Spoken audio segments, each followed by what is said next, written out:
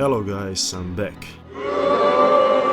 You know, yesterday I took a walk through my hometown and I found myself drifting into some not so great memories of Halloween night. As I passed the nightclub where Matos has been doing all sorts of things for years, I noticed that the girl who gave me a sloppy toppy at 4 AM 2 weeks ago on Halloween night was still in her homeless costume, sitting on the same corner of the street.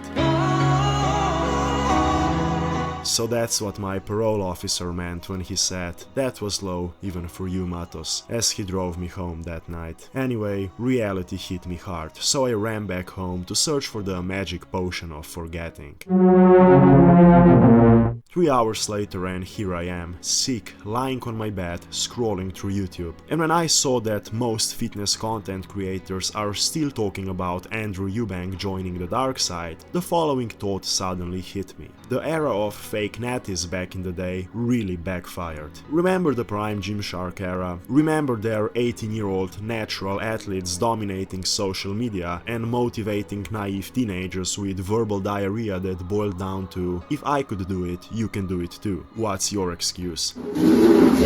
Remember how perceptions of a natural, healthy, muscular physique slowly started to change into something that's unachievable and unsustainable for 99% of people, even with performance-enhancing drugs. And remember how, by no one's surprise of course, these unattainable physiques were rewarded and promoted by social media. You probably remember, and if you're older, you know that this started even before social media existed, just on a smaller scale. Anyway, lies and hypocrisy have short legs, and can only last so long before quote-unquote the powder keg explodes and tips the scales completely. It's happened countless times throughout history and you would think we'd have learned from it by now, right? Wrong, because this is exactly what happened in the fitness industry. Sure, the latter was never a breeding ground for great minds, but even the Germans learned it the second time. The bubble these influencers and their sponsors blew up with the motto, "Keep bombarding them with bullshit and hope they don't notice what's really going on," finally burst and struck back with full force.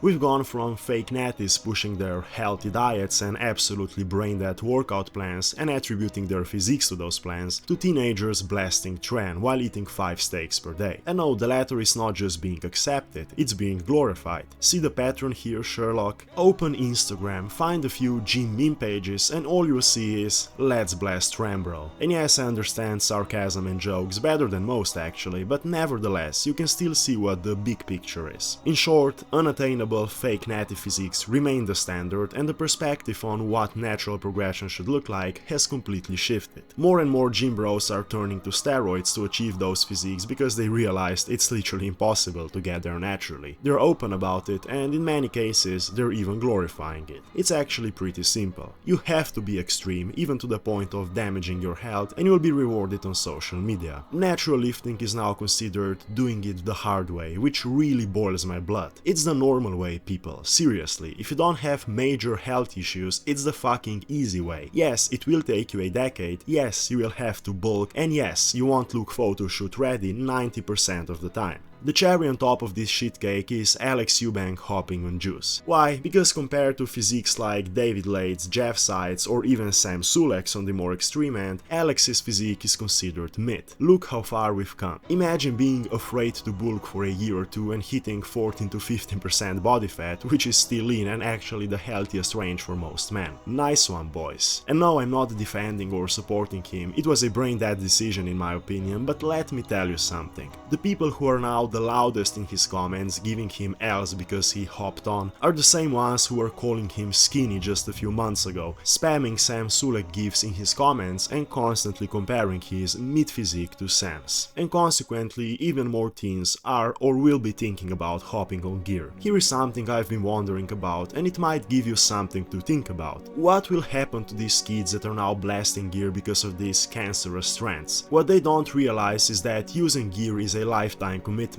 and most of them won't be professional bodybuilders or fitness models. They won't be paying their bills by just having muscles. I know, harsh truth, but it's reality. That instant gratification will hit them hard in the long term. In my opinion, we are about to see yet another 180 in the next few years because people will get so fed up with this bullshit and we will end up stuck in this endless loop. jumping from one extreme to another. It's literally the story of the fitness industry. This was a bit shorter video from me, but I just wanted to share my thoughts on all this. Your opinion in the comments would be much appreciated. Like and share for the algorithm, and see you soon.